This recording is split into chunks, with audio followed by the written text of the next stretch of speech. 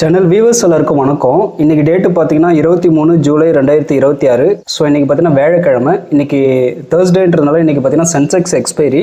அதனால நான் இன்னைக்கு பார்த்தீங்கன்னா சென்செக்ஸில் தான் நான் ட்ரேட் பண்ணிட்டு இருக்கேன்.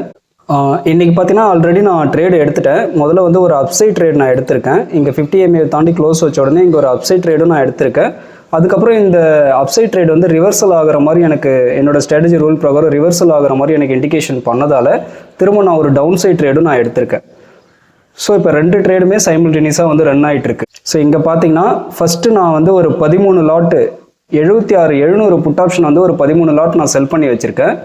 அதுக்கப்புறம் பார்த்தீங்கன்னா 76,400 கால் ஆப்ஷன் வந்து ஒரு 32 லாட் நான் செல் பண்ணி வச்சுருக்கேன். ஓகேங்களா?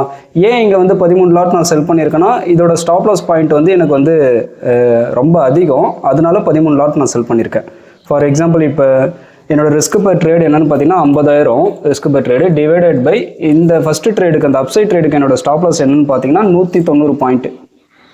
So equal to 263 divided by சென்செக்ஸோட லாட் சைஸ் வந்து 20. ஸோ 20 போட்டேன்னா இங்கே வந்து பார்த்தீங்கன்னா ஒரு 13 லாட் வந்து நான் செல் பண்ணலான்னு எனக்கு வந்திருக்கு. அதனால இங்கே பார்த்தீங்கன்னா நான் இந்த அப்சைட் ட்ரேடை வந்து நான் 13 லாட் தான் நான் செல் பண்ணி வச்சுருக்கேன். ஸோ இந்த ட்ரேடு இந்த டவுன் சைட் ட்ரேடில் நான் ஏன் 32 லாட்ஸ் நான் போட்டிருக்கேன்னா கிட்டத்தட்ட அதில் என்னோட ரிஸ்க் பர் ட்ரேட் வந்து 50,000 டிவைடட் பை ஒரு 75-76 பாயிண்ட் கூட வச்சுக்கோங்க stop loss equal to 657 divided by சென்செக்ஸோட லாட் சைஸ் வந்து 20 ஈக்குவல் டு 32. ஸோ அதனால் நான் ஒரு 32 லாட் வந்து இங்கே நான் செல் பண்ணி வச்சுருக்கேன். ஓகேங்களா? இப்போ வந்து இந்த ரெண்டு பொசிஷனுமே வந்து அட் அ டைமில் ரன் ஆகிட்டு இருக்கு. அது ஏன்னா நான் எடுத்த ஃபர்ஸ்ட் ட்ரேட் இப்போ ப்ராஃபிட்டபுளாக போனாலும் பிரச்சனை கிடையாது. ஓரளவுக்கு பிரேக்கிங் ஒன்லையோ இல்லாட்டி ஓரளவுக்கு நார்மலாக நான் அதை முடிச்சிருவேன், பிரச்சனை கிடையாது. இதே எனக்கு டவுன் சைடு திரும்பிச்சுன்னா எனக்கு ரொம்பவும் நல்லது. ஸோ இப்போ நான் எடுத்த இந்த ட்ரேட் வந்து எனக்கு டவுன் சைடு நல்லா ஃபேவராக போச்சுன்னா எனக்கு ரொம்பவும் நல்லது. ஏன்னா என்னோட ரிஸ்க் ரிவார்ட் ரேஷியோ வந்து இந்த டவுன் சைட் ட்ரேடில் வந்து நல்லா இருக்கு. என்னோட ஸ்டாப் லாஸ் வந்து ரொம்ப சின்னதாக நான் கலெக்ட் பண்ண போகிற ப்ரீமியம் வந்து ரொம்ப அதிகன்றதுனால டவுன் சைடு போச்சுன்னா ரொம்ப சந்தோஷம். இல்லை அப் சைடு போனாலும் ஒன்றும் பிரச்சனை இல்லை. ஓரளவுக்கு இன்னைக்கு நம்ம வந்து ஒன்றும் பெரிய லாஸ் இல்லாமல் பிரேக்கிங் ஒன்லையோ இல்லை சின்ன லாஸ்லேயே கூட முடிச்சிடலாம், அது ஒன்றும் ப்ராப்ளம் இல்லை. ஓகேங்களா? ஸோ அதெல்லாம் பிளான் பண்ணி தான் இப்போ ரெண்டு பக்கமும் நான் இந்த பொசிஷன்ஸ் வந்து நான் எடுத்து வச்சிருக்கேன். என்னோட அப்சைட் ட்ரேடோட ஸ்டாப் லாஸ் வந்து நான் இந்த லைனில் வச்சுருக்கேன். நான் இதுதான் என்னோட அப்சைட் ட்ரேடோட ஸ்டாப் லாஸ் வந்து இந்த லைனு. இங்கே வந்துச்சுன்னா இந்த ஃபஸ்ட்டு எடுத்த அப்சைட் ட்ரேட் வந்து ஸ்டாப் லாஸ் ஹிட் ஆகிடும், நான் ட்ரேடை வந்து லாஸை புக் பண்ணிவிடுவேன். என்னோட டவுன் சைட் ட்ரேடோட ஸ்டாப் லாஸ் வந்து இந்த இடத்துல வச்சுருக்கேன். ஸோ என்னோட டவுன் சைட் ட்ரேடோட ஸ்டாப் லாஸ் வந்து ரொம்ப குட்டியாக இருக்குது. டார்கெட் வந்துச்சுன்னா நல்லாவே இவ்வளோ தூரம் வரும். ஸோ டவுன் சைடு வந்துச்சுன்னா ரொம்ப சந்தோஷம். இல்லை அப் சைடு போச்சுனாலும் ஒன்றும் ப்ராப்ளம் இல்லை, நம்ம ஓரளவுக்கு ஒரு பிரேக்கிங்கில் முடிச்சுக்கலாம். இல்லை ரெண்டு சைடுமே போகலை, ஸ்டாப் லாஸே அடிக்கலை, அப்படியே மார்க்கெட் வந்து சைட்வேஸ் ஆகிடுச்சுனாலும் சந்தோஷம் தான். ஏன்னா நம்மளுக்கு வந்து ரெண்டு சைடுமே டைம் டிகே ஆகி ப்ராஃபிட்டபுளாக இந்த ட்ரேட் வந்து நம்மளால் முடிக்க முடியும். ஓகேங்களா? ஸோ இதுதான் பிளானு. நம்மளுக்கு மேலே போகலாம், இல்லை கீழே டவுனும் வரலாம், இல்லை ரெண்டு பக்கமும் போய் ஸ்டாப் லாஸ் அடிக்காமல் சைட்வேஸாகவும் மார்க்கெட் நின்றுடலாம். ஸோ இதில் எந்த கண்டிஷன் வந்தாலும் நம்ம ப்ராஃபிட் தான் பண்ண போகிறோம். ஸோ இதுதான் இன்றைக்கி பிளான். இப்போதைக்கு பார்த்தீங்கன்னா இந்த ட்ரேட் வந்து ஒரு 16,000-15,000க்கு மேலே ப்ராஃபிட்டில் தான் ரன் ஆகிட்டு இருக்கு. என்ன தான் இந்த ஒரு பொசிஷன் 12,000 லாஸ் கொடுத்தாலும் இந்த பொசிஷன் 28,000-29,000க்கு மேலே ப்ராஃபிட்டில் இருக்கிறதுனால ஓவரால் நம்ம இப்போவும் ப்ராஃபிட்டபுளாக தான் இருப்போம். ஆர்டர் புக் எடுத்து வச்சு பார்ப்போம்.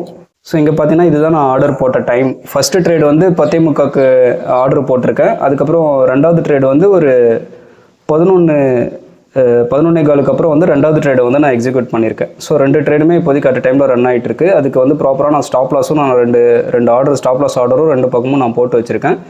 இது இல்லாமல் இந்த பொசிஷன் வந்து இப்போதைக்கு ரன் ஆகிட்டு தான் இருக்குது. இந்த ட்ரேடை வந்து நான் என்ன ஸ்ட்ராட்டஜி ப்ரோக்ராம் எடுத்து வச்சுருக்கேன்றதை வந்து நம்ம பாஸ்ட் 5 இயர்ஸ் சார்ட் டேட்டா எடுத்து வச்சு பார்ப்போம்.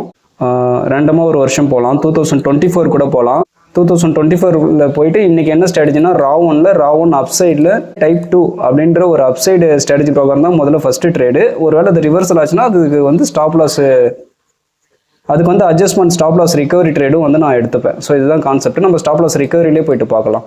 ஒரே ஒரு எக்ஸாம்பிள் சார்ட் இருக்குது.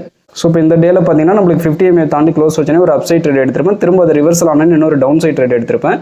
அப்சைட் ட்ரேடு வந்து நம்மளுக்கு ஸ்டாப் லாஸ் ஹிட் ஆகலை. டவுன் சைட் ட்ரேடும் பார்த்தீங்கன்னா இந்த டவுன் சைட் ட்ரேடும் பார்த்தீங்கன்னா ஒரு 2:45 இந்த ட்ரேடை வந்து நம்ம க்ளோஸ் பண்ணிட்டோம்னா ப்ராப்ளம் கிடையாது. ரெண்டு பக்கமே ஓரளவுக்கு ரன்னிங்கில் தான் இருந்திருக்கும். டவுன் சைட் ட்ரேட் நல்ல ப்ராஃபிட் கொடுத்துருக்கோம். இன்னைய டே வந்து நம்ம ப்ராஃபிட்டில் தான் வெளியே வந்திருப்போம்.